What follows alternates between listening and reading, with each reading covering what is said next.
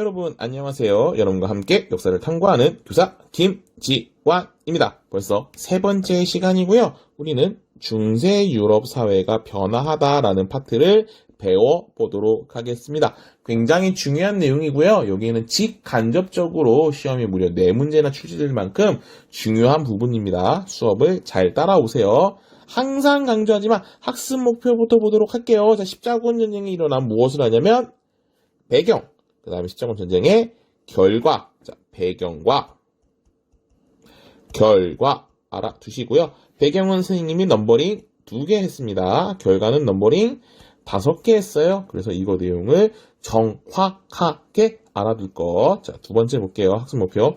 중앙집권 국가가 등장하는 과정이고요. 여기에는 뭐가 들어가냐면 백년 전쟁이랑 장미 전쟁. 두 가지가 있겠죠? 자, 이것뿐만 아니라 뒤에 보면은 장원이 해체되고 도시가 성립하는 내용들 있잖아요. 그런 내용들까지도 같이 한번 살펴보면 좋을 것 같습니다. 자, 그래서 십자군 전쟁의 배경부터 먼저 하나 보도록 할게요. 자, 첫 번째 넘버링 되어져 1번. 자, 보시면은요. 11세기 후반 이슬람 세력이었던 여기 셀주크 투르크가 등장합니다. 셀주크 투르크. 얘네들이 당시 성지였던 예루살렘을 점령한 상태로 그리스도교들의 성지 순례를 금지하였습니다. 자, 이러면은 그리스도교 입장에서는 많이 화가 나겠죠. 자, 거기다가 플러스 뭐가 있냐? 자, 이전 동로마 제국이라고 불렸던 비잔티움 제국도 위협을 합니다. 그러다 보니까 당연히 비잔티움 제국 황제는 도움을 요청하겠죠. 로마 교황에게. 로마 교황 이름은 우르바누스 2세입니다. 이 사람에게 요청을 했고요.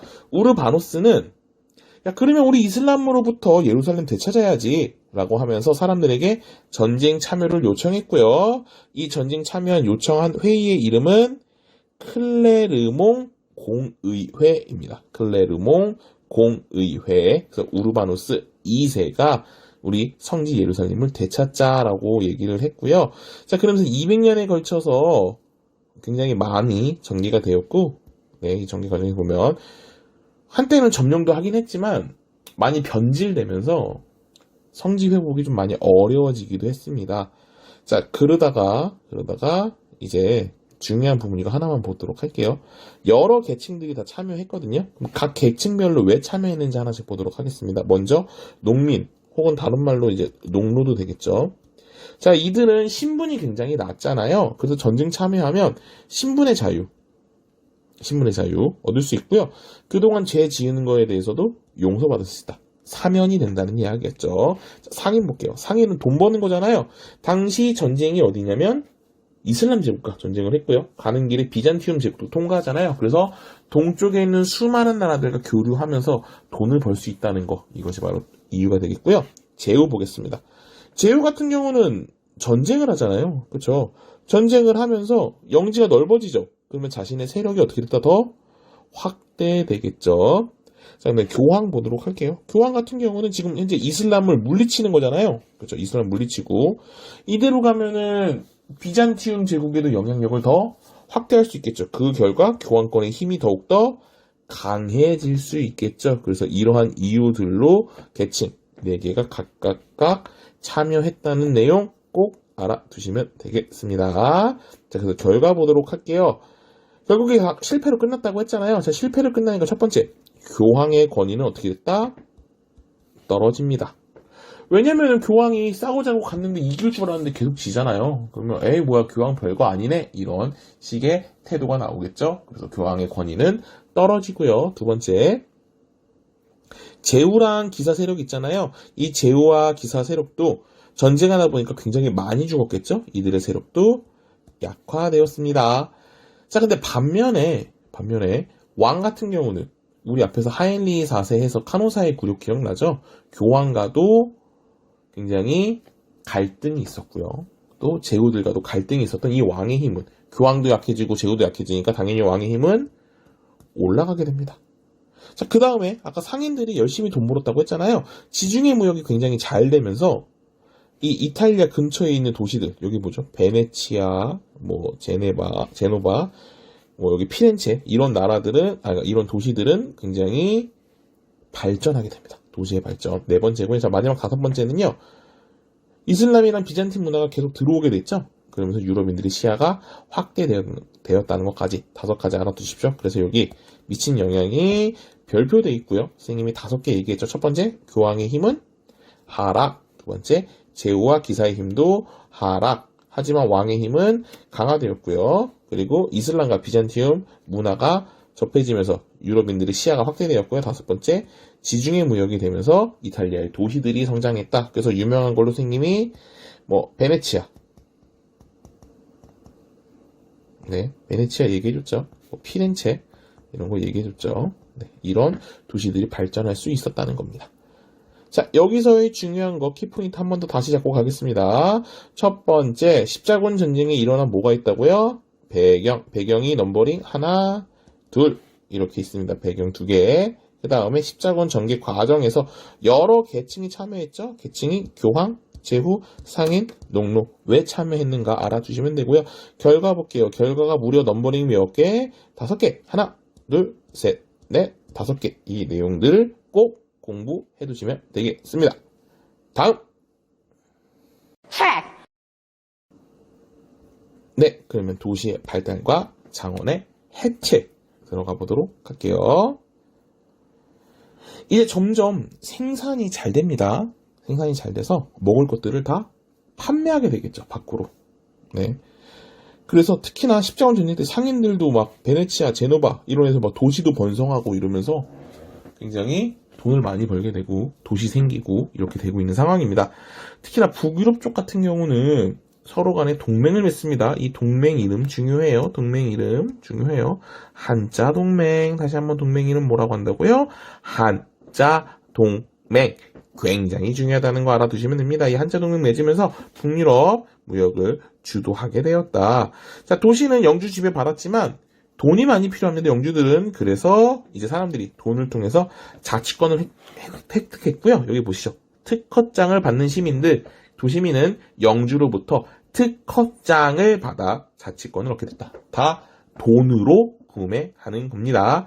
뿐만 아니라 도시 안에서는 상인과 수공업자들이 자신들만의 세력화해서 이걸 우리는 길드라고 불렀습니다.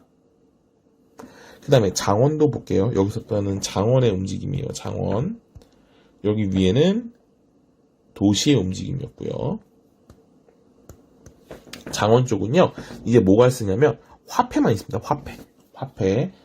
이전에 농노들은 직접 영주 영지 가서 일하는 걸로 떼었는데 이제는 돈만 내면 돼요. 화폐로. 네, 화폐로 세금을 냈다고 했죠. 자, 뿐만 아니라 영주들이 돈이 굉장히 부족하거든요. 그러다 보니까 아예 돈을 받고 농노를 해방시켜 주기까지도 합니다.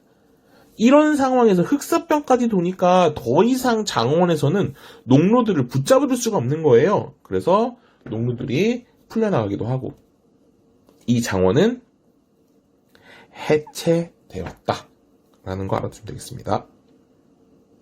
중앙 집권 국가 보도록 할게요. 중앙 집권 국가 지금 계속 보면은 장원 해체되니까 당연히 영주, 기사 얘네들의 힘은 어떻게 다 다운되죠. 거기다가 화약, 대포 사용하니까 기사는 계속 몰락하는 겁니다. 아까도 말했지만 기사 쪽이 몰락하면 누구의 힘은 같이 세지고 있다. 누구의 힘은 세진다? 왕의 힘은 올라가게 되는 거죠. 자, 그래서 이 부분 알아주시면 되고요. 특히나 영국, 프랑스는 100년 전쟁, 그리고 영국끼리 장미 전쟁 거치면서 기사들이 계속 죽어요. 그래서 당연히 왕의 힘은 세졌고요. 당연히 영국 그리고 프랑스는 중앙 집권 국가로 성장할 수 있는 계기가 되었다는 것까지 알아주시면 되겠습니다. 굉장히 중요한 내용들 선생님이 얘기했습니다. 자, 그래서 여기 부분도 한 번 더 정리해보면은요. 일단 도시가 왜 발달했는가? 도시의 발달 과정들 쭉 보면 됩니다. 네, 십자군 전쟁 때 지중해 무역 활발해지면서 자, 그리고 북유럽 쪽에서도 생겼죠. 동맹. 자, 이거는 한자 동맹이라는 거.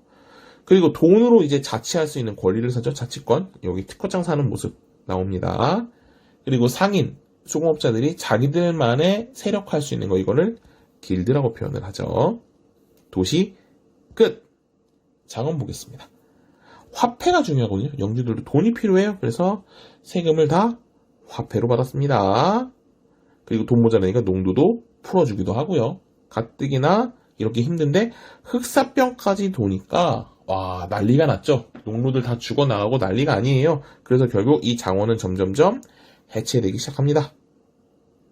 자, 이렇게 장원 해체되니까 가뜩이나 영주나 기사들 힘 더 떨어지고 있죠. 왕의 힘은 올라가고 있고 그런 상황에서 영국이랑 프랑스 전쟁했죠. 이 전쟁은 100년 전쟁이고요. 프랑스가 이겼습니다. 자, 그런데 영국은 전쟁도 졌는데 또 전쟁해요. 바로 장미전쟁이고요. 이렇게 되면서 남아있던 기사들이 싸그리 죽어버리면서 영국은 왕의 힘이 강해지는 중앙집권 국가로 성장할 수 있었다라는 겁니다.